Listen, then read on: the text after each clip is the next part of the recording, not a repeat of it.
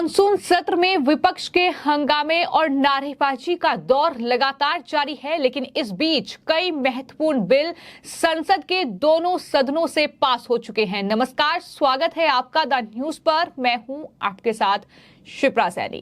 संसद की कार्यवाही लगातार जारी है। लोकसभा और राज्यसभा में विपक्ष का हंगामा मणिपुर और हरियाणा जैसे मुद्दों को लेकर लगातार देखने को मिल रहा है, लेकिन इन सब के बीच बड़ी खबर यह है कि लोकसभा से आज दो बड़े और महत्वपूर्ण बिल जो है वो पास हो चुके हैं। जी हां, अंतर सेवा संगठन यानी कमांड नियंत्रण और अनुशासन विधेयक 2023 जो है वो लोकसभा से पारित हो चुका है। इसके अलावा भारतीय प्रबंधन संस्थान संशोधन विधेयक 2023 भी लोकसभा में पारित हो गया है। इस दौरान विपक्ष का खूब हंगामा देखने को मिला, लेकिन ये दो महत्वपूर्ण बिल जो हैं वो लोकसभा से पारित हो चुके हैं। वहीं बात अगर राज्यसभा की जाए तो राज्यसभा की कार्यवाही शुरू हुई और उसके बाद मणिपुर और राजस्थान के मुद्दे को लेकर हंगामा राज्यसभा में हुआ, जिसके चलते राज्यसभा को 7 अगस्त तक के लिए स्थगित करना पड़ा है। लेकिन आपको ये बता दें कि राज्यसभा से भी कई महत्वपूर्ण बिल जो हैं वो सरकार ने पेश किए और साथ ही वो राज्यसभा से पास भी हो गए हैं, जिसमें जो बेहद महत्वपूर्ण बिल है वो है राज्यसभा में जो पेश हुआ प्रेस और आवधिक पंजीकरण विधेयक, जो कि पारित हो चुका है। और आपको ये बता दें कि इस बिल के तहत नियतकालिक पत्रिकाओं और किताबों के रजिस्ट्रेशन का प्रावधान है और ये बिल राज्यसभा से पारित हो चुका है। इसके अलावा राज्यसभा से अपतटीय क्षेत्र खनिज विकास और विनियमन संशोधन विधेयक 2023 भी पारित किया है और इसके अलावा अधिवक्ता संशोधन विधेयक 2023 राज्यसभा में पारित हो चुका है। तो ये तमाम बेहद महत्वपूर्ण बिल हैं जिन पर राज्यसभा में चर्चा हुई और चर्चा के बाद ये बिल जो है पास हो चुके हैं। बात अगर प्रेस और आवधिक पंजीकरण विधेयक 2023 की जाए तो इस दौरान जो सूचना प्रसारण मंत्री हैं अनुराग ठाकुर, उन्होंने राज्यसभा में चर्चा के दौरान कांग्रेस पार्टी पर भी हमला बोला और उन्होंने ये साफ तौर पर कहा कि मोदी सरकार ने कांग्रेस सरकार के बिल्कुल विपरीत प्रेस को ज्यादा स्वतंत्रता दी है। उन्होंने ये भी कहा कि पहले की कांग्रेस सरकार को ब्रिटिश मानसिकता विरासत में मिली थी और आपातकाल के दौरान 260 से ज्यादा वरिष्ठ पत्रकारों को कांग्रेस सरकार ने जेल में डाल दिया था। इस बात का जिक्र जो है वो अनुराग ठाकुर ने किया। जाहिर तौर पर उस दौरान विपक्ष का हंगामा जो है वो राज्यसभा में देखने को मिला, लेकिन ध्वनिमत से ये जो बिल था ये पारित हो गया राज्यसभा से। तो जाहिर तौर पर सरकार को लगातार उपलब्धि हासिल हो रही है। विपक्ष इस बात से काफी ज्यादा घबराया हुआ है, तिलमिलाया हुआ है कि दरअसल उनका जो कहीं ना कहीं रणनीति है, उनका जो एक एजेंडा है वो काम नहीं आ रहा है और लगातार बिल जो है वो संसद के दोनों सदनों से बिना किसी रोक टोक के पारित हो रहे हैं। ये विपक्ष का कहीं ना कहीं डर है, ये विपक्ष का बौखलाहट भी है, क्योंकि अधीर रंजन चौधरी ये कह चुके हैं कि सदन में बिल पर चर्चा नहीं हो रही है और धड़ल्ले से सरकार जो है वो बिल पारित कर रही है।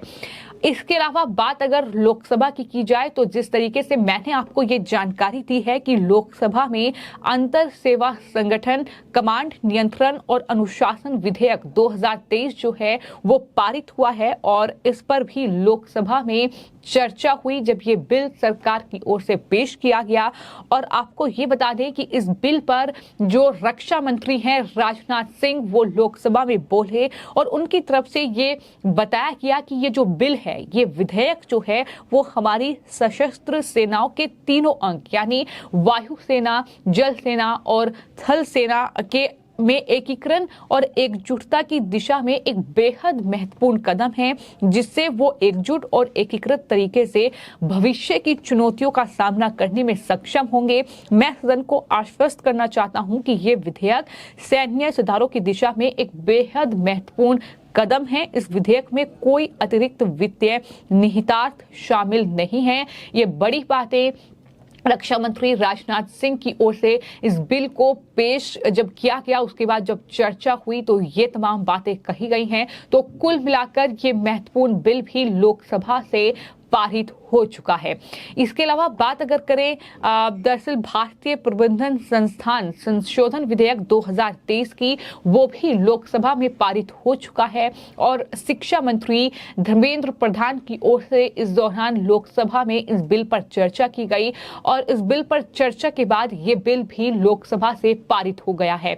इससे पहले भी मैंने आपको ये बताया था कि कितने बिल जो हैं वो पारित हो चुके हैं लोकसभा और राज्यसभा से। लगातार हम आपको ये जानकारी दे रहे हैं और सबसे महत्वपूर्ण जो बिल इन सब के बीच कल लोकसभा से पास हुआ है वो है दिल्ली अध्यादेश बिल, जिसको लेकर विपक्ष का खूब हंगामा, खूब नारेबाजी लोकसभा में देखने को मिली, लेकिन आखिरकार ये बिल भी पास हो गया, जो कि अरविंद केजरीवाल के लिए बहुत बड़ा झटका और कहीं ना कहीं विपक्षी गठबंधन INDIA के लिए भी बहुत बड़ा झटका है, क्योंकि जब से संसद का ये मॉनसून सत्र की शुरुआत हुई है उसके बाद से लगातार हंगामे और नारेबाजी का दौर देखने को मिल रहा है।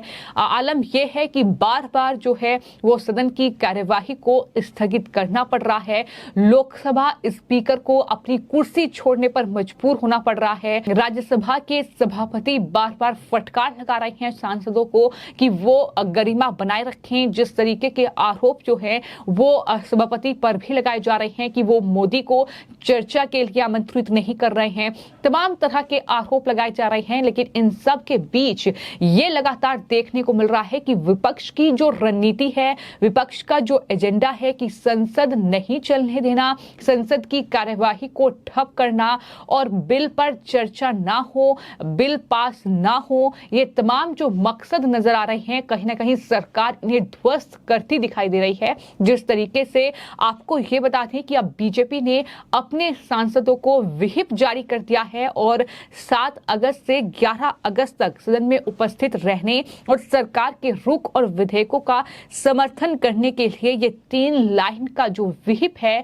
वो अपने सांसदों को बीजेपी ने जारी किया है कि तमाम जो सांसद हैं वो 7 अगस्त से 11 अगस्त तक जो है सदन में मौजूद रहें। जाहिर तौर पर 11 अगस्त आखिरी तारीख है। इस बीच प्रधानमंत्री का भाषण भी होना है। जाहिर तौर पर ये दिन काफी महत्वपूर्ण है और यही वजह है कि ये व्हिप जो है बीजेपी ने अपने सांसदों को जारी कर दिया है। कई ऐसे महत्वपूर्ण बिल होंगे जो कि सरकार पेश करेगी और जाहिर तौर पर उन बिल पर जब वोटिंग होगी तो सरकार को कहीं ना कहीं समर्थन चाहिएगा। तो ऐसे में साफ तौर पर एक गाइडलाइन जो है वो सांसदों को दे दी गई है। तो ऐसे में कई और महत्वपूर्ण बिल जो है वो आने वाले वक्त में पास संसद में हो सकते हैं। यही वजह है कि ये व्हिप जारी किया गया है। लेकिन फिलहाल मैंने आपको ये बताया है कि कितने बिल जो है वो लोकसभा से पास हुए हैं। आज 2 बिल लोकसभा से पास हुए हैं। इसके अलावा कल जो है दिल्ली अध्यादेश बिल जो है वो महत्वपूर्ण बिल लोकसभा से पास हुआ और राज्यसभा में भी 3 महत्वपूर्ण बिल पर कल चर्चा हुई जो कि राज्यसभा से पास हुए हैं, जिसमें राज्यसभा में प्रेस और आवधिक पंजीकरण विधेयक शामिल है जो पारित हुआ है।